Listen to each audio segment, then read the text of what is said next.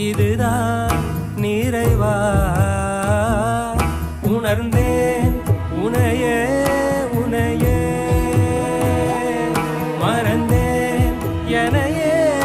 எனையே பார்த்தேனே உயிரின் வழியே யார் கண்ணும் காணா முகமே போகல் என்று நினைத்தேன் உனையே நீ யார் என்று சொன்னால் மனமே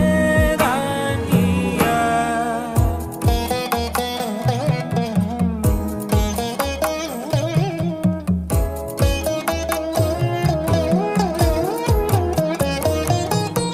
வேதங்கள் மொத்தம் போதி யாகங்கள் நித்தம் செய்து பூஜிக்கும் பக்தி அதில்